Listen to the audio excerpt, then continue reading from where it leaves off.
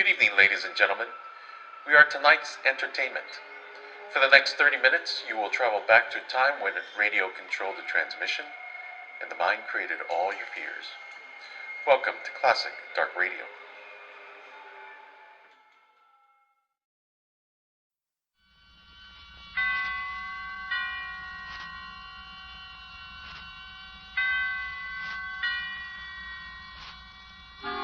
Suspense.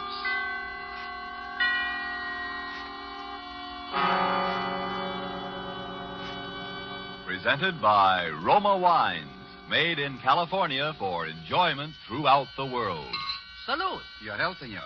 Roma toasts the world. The wine for your table is Roma, made in California for enjoyment throughout the world. This is the man in black, here for the Roma Wine Company of Fresno, California, to introduce this weekly half hour of Suspense. Tonight in Hollywood, Roma brings you as star Mr. Peter Lorre. The suspense play which stars Mr. Lorre and which is produced and directed by William Spear is called Back for Christmas. In this series, Roma brings you tales calculated to intrigue you, to stir your nerves, to offer you a precarious situation and then withhold the solution until the last possible moment. And so, with Back for Christmas and with the performance of Peter Lorre, we again hope to keep you in suspense.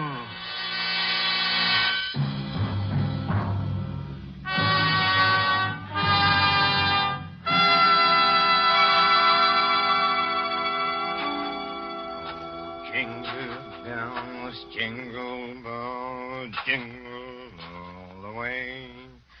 Oh, what fun it is to ride a one-horse open. Yes, Maria? What on earth are you doing down here in the cellar? Oh, just doing a little digging. And why, may I ask, have you chosen this day of all days to dig up the cellar floor? Oh, I thought because the weather has been so damp, this would be a good time to plant that little devil's garden I told you about. Devil's garden? Whatever nonsense is that? Don't you remember that was my little joke about it? You see, I've managed to get hold of the spores of several unclassified wild orchids. In a wild state, they bloom under damp masses of leaf mold. The South American Indians call them devil flowers because they appear to bloom under the ground. Well, I'm sure the South American Indians will be very interested if you succeed in growing these ridiculous flowers under the cellar floor. Whom else it will interest, I can't imagine. Oh, what's that terrible smell? Oh, that's the leaf mold, chemically identical with the earth blanket they grow under in a wild state. And I want to get these started before we close the house. Do you realize that we're sailing for America a week from today, and you've made no arrangements whatever? Unless you call digging a hole in the cellar making arrangements. I certainly don't. Devil's garden, indeed. Sometimes I think you're going soft in the head, Hubert. Oh, I suppose it is inconsiderate of me, you see. And I've been wanting to try this experiment for a long time, but with all those lectures and seminars at the university, there never seemed to be enough time. Well, there certainly isn't any time for it now. I suppose you've forgotten I made an appointment for you at the barber's this afternoon. Oh, must I shave my beard off, Hermione? I thought we'd been through all that. Of course you must. They don't wear beards in America. It's bad enough you're speaking with that accent. They'll probably think we're Germans as it is. Oh, I should think it would be quite easy just to explain that I'm Swiss. Now, Hubert, don't be argumentative. Go and get your jacket on and do as I tell you. Yes, Hermione. And don't forget to take your umbrella. It looks like rain. Yes, Hermione. And don't look so put upon, Hubert. Someone has to plan things in this house. Never even get to the university in time for your lectures, much less make arrangements for a trip to America. I know, but what about my specimens? There'll be plenty of time to plant your precious devil's garden when we get home from America. We're not going to be gone forever, you know. We'll be back here for Christmas. Yes, of course. Back for Christmas. I'd forgotten. We'll try to remember it. And if you can't do that, just do as I tell you. I've been making the plans in this house for 20 years. And if there's any digging to be done, I'll manage that as well. You understand, Hubert? Yes, Hermione. Good. Now, you have just 20 minutes to clean up this mess down here and keep your appointment at the barber's. And when you're finished there, I want you to come straight home. All right. I wanted to stop at Miss Markham's and pick up some books I ordered. Well, all right. But don't loiter there the whole afternoon mulling over those old books the way you usually do. Now hurry and clear up this rubbish. Get rid of that smelly stuff. And no more digging, mind you. No more digging.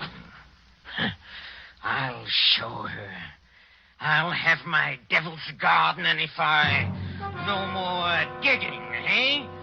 No more digging. Oh, 15 men on a dead man's chest. Yoo-hoo, and a bottle of rum.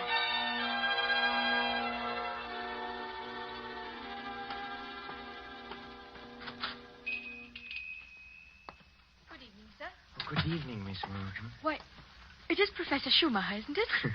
Do you like me better this way? You look ever so much younger without the beard. 20 years at least. 20 years. Oh, you'll be glad to know those books you ordered have finally arrived. Oh, yes, the books. Let me see. The phytotomy of phalloid gametophytes and coniferous shrubs of North America. Those are the ones you ordered, aren't they? Yes, thank you. You're very kind, Miss Markham. Why kind, Professor Schumacher? Well, not many young ladies in bookshops would go out of their way to look up rare books for an old professor of botany. Why, you're not old, Professor Schumacher. Really, you look... What do I look like? And besides, I adore botany. It's my particular hobby. Oh, really? You've never told me that before, Miss Markham. Well, I was afraid to. You looked so imposing with the beard and all. Miss Markham, forgive me if this sounds foolish, but since talking with you today, I feel that shaving off my beard is the most important thing I've done for 20 years. Oh, it is. I'm sure it is. 20. I'm so sorry that I've been so distant with you all this time. Oh, there were times when I almost spoke up. All right. Times when you came in here tired after a day with your students at the university. You seemed so alone. The way I'm alone in the world. Alone? I'd like to have asked you to stay a while and talk with me, but some way or other I always wound up giving you your change and letting you go on your way. Say, you're alone in the world? Since my father died. Oh, Miss Markham, did you never think of marrying? My father was a very remarkable man. I never found anyone who seemed to measure up to what he led me to expect of men. Miss Markham... Oh, it's been so long since anyone called me by my first name. I'd like you to, if you want to. It's Marion. Marion. Oh, how nice. And yours? Well, Hubertus. but in English, Hubert sounds better, huh? How long have you been alone, Hubert? Alone? I knew you were a widower, of course. The first time I saw you. A widower. I can always tell. There's a certain sadness in a man's eyes. A sweet sadness, I think, when he's been married and then A lost... widower. I never thought of it in quite that way. Oh, I'm sorry. I shouldn't have been talking like this, I suppose, but I've often wondered what she must have been like. Your wife, I mean. Hermione? Not an easy woman to forget. Very strong. Always managing things. The house, my wardrobe, my friends. Even when we dined at a restaurant, she even then ordered my food. She was always managing things. Her whole life. Managed herself to death. Poor woman. She must have loved you very much. But she needn't have put herself out so. It's plain to see you don't need things managed for you. No. You need companionship, I think. Someone sympathetic with your work. But the last thing on earth you need is a manager. How well you put it. The last thing on earth.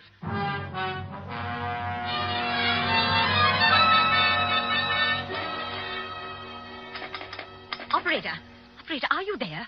I'm still waiting on that call to Salisbury. Well, put them on quickly. Hello. Is this Paul Holt and Sons? It's Mrs. Hubert Schumacher. Did you receive my letter? Good. Now remember, we'll be back for Christmas, and I want the job done without fail. What's that? No, I'm sure he doesn't suspect anything. Send it to me in New York as I instructed you, addressed in my name, of course. Yes. I've already put them in the mail. You'll get them tomorrow. Thank you. Thank you so much. Oh, here you are, Hubert. Where have you been? Oh, backstairs. I dismissed the servants. Dismissed the servants? Mm-hmm. But I've asked some friends of mine into a farewell luncheon. Go and tell them it's a mistake. Well, I'm afraid it's too late now. They've packed and gone. You have messed things up properly. How many times have I told you to leave things to me? I make the plans around here. Yes, Hermione. You'll have to do better than this when I plan the trip home, or we'll never in the world be back for Christmas. Back for Christmas. Back for Christmas. Must you keep saying that? Why not? We are coming back for Christmas, aren't we? Well, supposing I were offered a professorship in one of those wealthy American universities. Nonsense. Americans care nothing for botany. Well, Luther Burbank was an American, wasn't he? That's different. What have you ever done except muck around in the dirt with a lot of roots and tubers? Well, they asked me to lecture, didn't they? All right. Now, there's no use getting yourself in a state about this, Hubert. No doubt this extra money will come in very handy when we arrive back for Christmas. I know. Precisely. No good to make a joke of it. Heaven knows where you'd be today if I hadn't got a sense of time. Yes, Hermione. And as you've been so foolish as to dismiss the servants, you may empty the ashtrays and straighten up this room while we're waiting for the guests to arrive.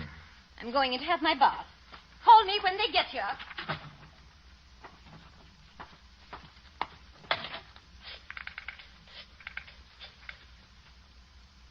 Marion? It's Hubert. No, darling. No, nothing is wrong. Oh, my plans are the same, unless you have changed. No? Oh, we'll meet in New York then and be married there. Huh? Oh, I'll explain to you why later. You just have to trust me. Yes. Yes, my darling. Hubert? Oh, I'm so sorry I can't talk any longer.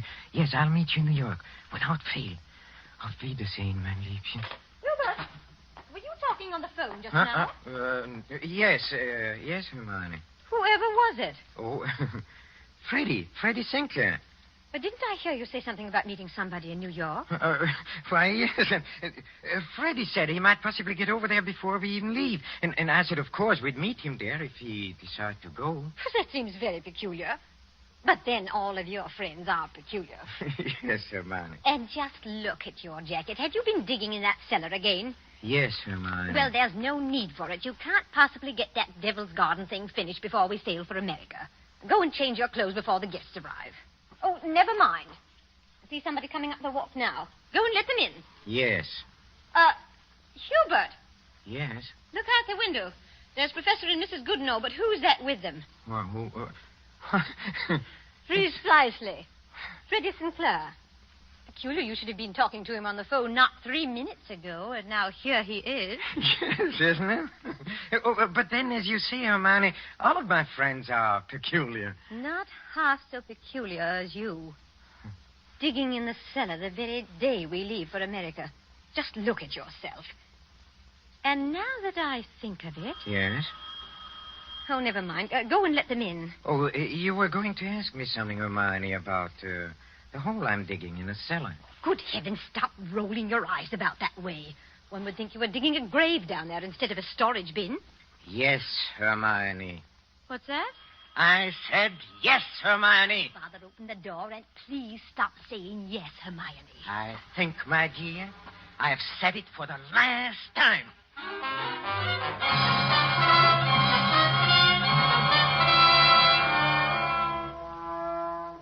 A professor of botany, his loving wife, and an oblong pit in the cellar.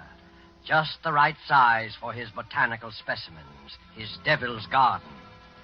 With these ingredients for a story of a perfect crime, Back for Christmas by John Collier and starring Peter Lorre, the Roma Wine Company closes the curtain for a moment on another breathless study in suspense.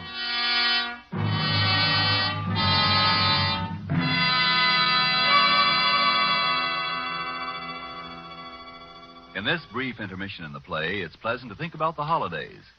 Not everyone celebrates the holidays against a background of snow and pine trees. Somewhere south of the Gulf and the Caribbean, in a gracious home surrounded by palm trees and the warm sun, you might find holiday dinners ending this way. One moment, please. Our North American guest wishes to propose a toast. Yes, mis amigos.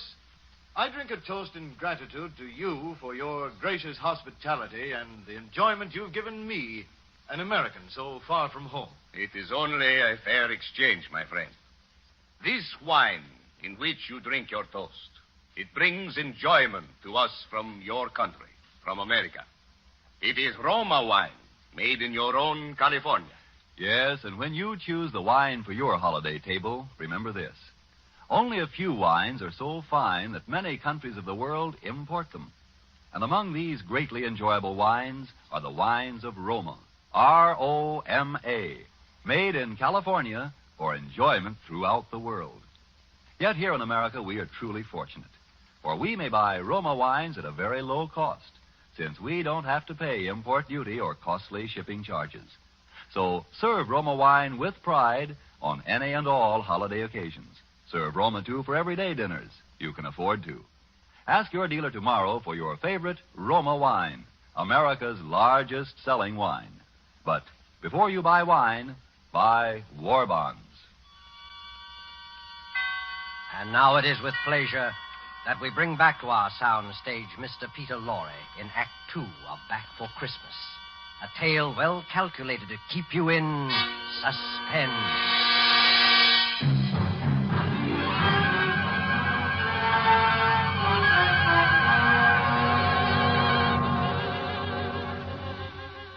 Back for Christmas.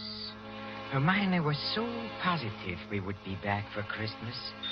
That last afternoon, pouring tea out for a few friends who had come in to say her last-minute farewells, she kept reiterating it. Now, mind you, Hermione, don't let those Americans lure your husband with one of their fat university jobs. We absolutely must have you with us for Christmas. He shall be back, I promise you. Well, it's not absolutely certain, of course. Hubert, now what do you mean it's not certain? Of course it's certain. After all, Hubert, old boy, you've contracted to lecture for only 3 months. Oh, that's quite right, but then, of course, anything may happen. Hubert adores being unpredictable. Now, what other man would decide the very day, mind you, before leaving for America, to dig a great hole in the floor of the cellar? In the cellar? Yes. He's going to put some unclassified wild orchids down there. A devil's garden, if you please. It sounds so mysterious. That's Hubert, though. It's really quite simple, however, once you find out what he's up to. Now, take that telephone call he put through to you a few minutes ago, Freddie. To me? Of course. Now, Hubert wanted to surprise me about your plan to meet us in New York next month. Wasn't that why he called? To ask you not to mention it? My dear Hermione, Hubert couldn't possibly have telephoned me within the past hour. I've been walking in the park since 3. He didn't telephone you? Well, how could he? As for my going to America... No.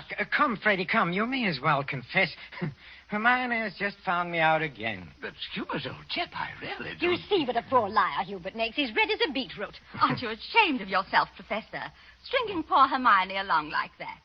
And as for you, Freddie, I'm furious you said nothing to us about going to America. But look here, old girl. I've been trying to tell everyone here Oh, that I'm... stuff and nonsense. The game's gone on long enough. Besides, we must start getting ready. Now, it was marvelous of all of you to come in to say goodbye. And don't worry about Hubert's little jokes. I will bring him back for Christmas. You may rely on it. They all believed her. For years, she had been promising me for dinner parties, garden parties, committees, and the promises had always been kept. This time, they would not be. I had seen to that. The servants were gone for good. The farewells all said. I had timed to the minute how long it would take to fill in a hole in the cellar. My devil's garden. Upstairs in a bedroom, I undressed and put on my old bathrobe, and then I opened the door into Hermione's room. Hermione, have you a moment to spare? Of course, dear. I'm just finished. Oh, then, will you come in here for a moment, please? There's something rather extraordinary here. Oh, good heavens, Hubert. What are you lounging about in that filthy old bathrobe for? I told you to put it into the furnace. Oh, I'll do it. I'll do it today. Yes, really, I will. I promise. Well, high time. Now, what is it you want to show me? Oh, here, in the bathroom. Just look. Who in the world do you suppose dropped a gold chain down the bathtub drain? Nobody has, of course. Nobody wears such a thing. Then what is it doing in here? I don't see anything. Well, look. I'll hold this flashlight here for you. If you lean right over, you can see it shining. It's deep down. Oh, such a lot of nonsense. Just as well. Well, I don't see it, Hubert. Go on looking, Hermione. In just a moment. Hubert, I absolutely refuse. Hubert, what are you doing? Take your hands off my neck. I will, Hermione. just as soon as I've finished the arrangements for my trip to America. What are you talking about? You thought you were the only one who could plan things, didn't you? Didn't you, Hermione, huh? Well, I've been making some plans of my own this past week. In exactly 2 minutes and 16 seconds, you'll be dead. You see? You see, I've planned it very accurately. You'll never get away with it. Oh, I thought you would say that, Hermione, but I will get away with it. You won't mind the smell of the leaf mold down in the cellar when I take you down there today? Yes, that is where you are going, Hermione. Right into my devil's garden that annoyed you so much. My friends all expect me back for Christmas. They do. If they don't hear from me, they'll start asking questions. No, they won't. Because you'll write them letters, Hermione, on a typewriter, as you always do. They'll be signed H, in that neat, correcting way you always sign your notes to your friends. Here, let me up now. No! It won't work, Hubert. You were never any good at planning. Oh, but I have changed. I've learned from watching you all these years. The lecture people in America. They'll expect you to be traveling with your wife. I will be traveling with my wife, but not my present wife, Hermione. Hubert! It won't work, I tell you. That pit you dug in the cellar... Oh, it will work. It'll serve its purpose well. Hubert! No, I'm sorry, dear. This thing has to be done exactly as planned. You have just 5 seconds to say your prayers. Hubert, you must listen. The cellar, it... Don't do it, Hubert! Yes, Hermione!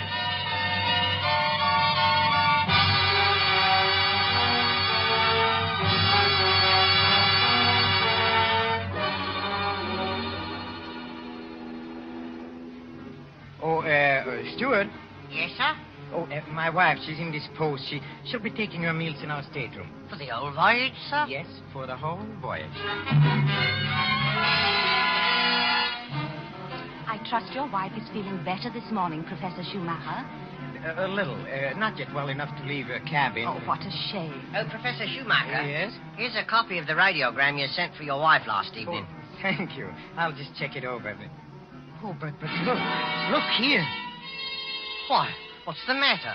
Did the typist make a mistake? No. It's nothing important. She can correct it later.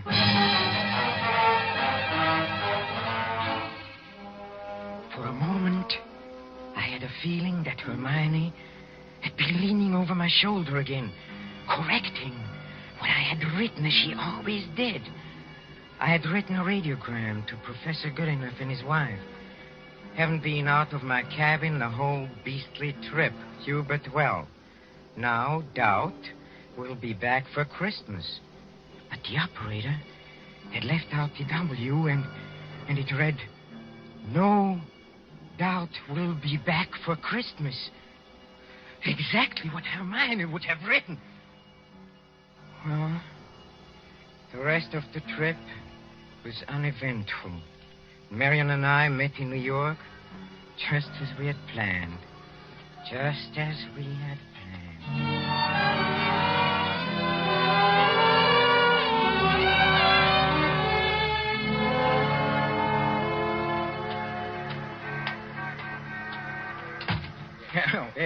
Professor and Mrs. Schumacher, we have reservations, I believe. Oh, yes. We've been expecting you, sir. Boy, take Professor and Mrs. Schumacher's luggage up to their suite. You know, Mrs. Schumacher, you're quite a surprise. Oh? Your letter reserving the rooms was so thorough, I was expecting an older, more forbidding sort of person, frankly, ma'am. No. As a matter of fact, we're just married, but my letter reserving the rooms. Oh, I wrote the letter, my dear, and I signed it Mrs. Hubert Schumacher. Just a joke. What a cunning old fox you are, Hubert. Now that I think of it, I almost think I forgot. am. There's a letter for you, Mrs. Schumacher. That's peculiar. I wonder who on earth... Oh, well, we'll soon find out in good time. Come along, darling. Oh, we are keeping the boy waiting. Come.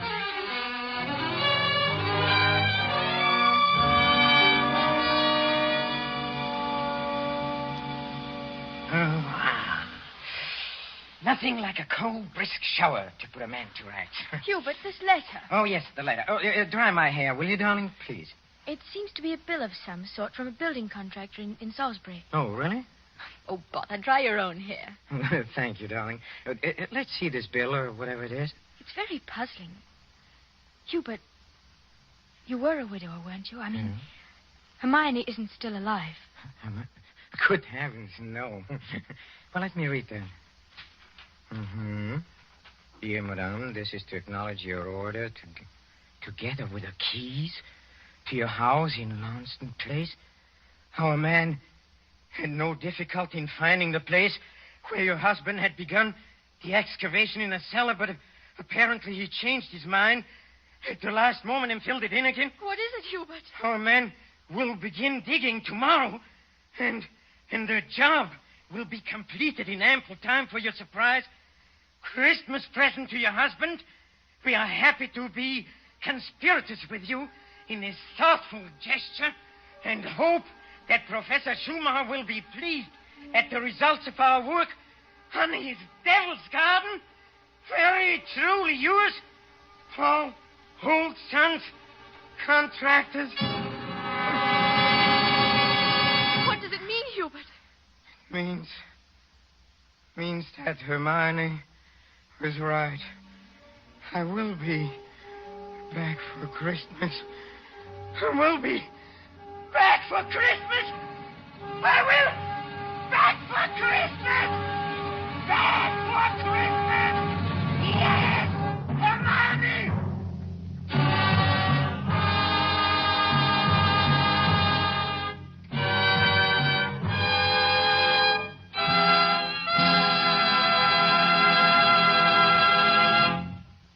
And so closes Back for Christmas, starring Mr. Peter Lorre. Tonight's tale of Suspense.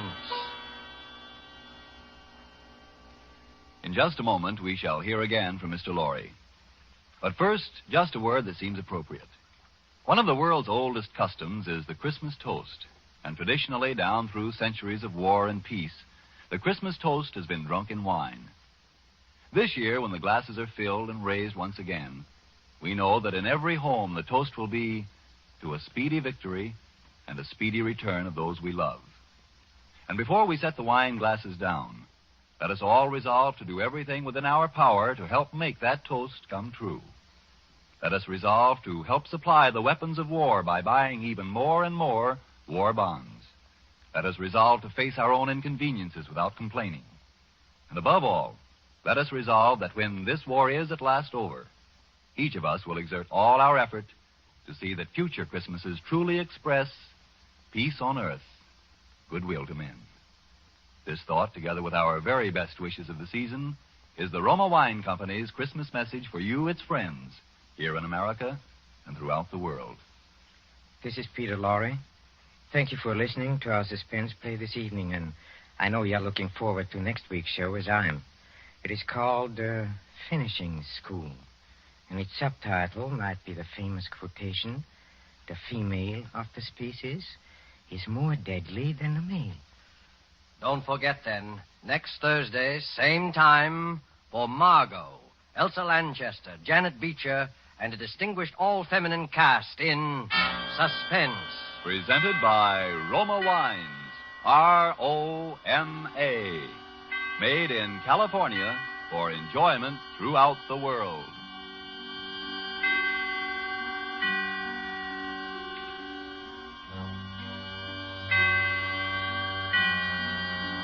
This is the Columbia Broadcasting System.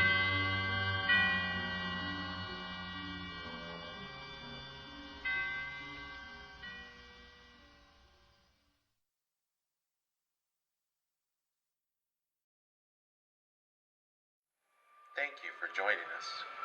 I hope you enjoyed tonight's entertainment. Now, I caution you to subscribe before it's too late, before this broadcast ends, before we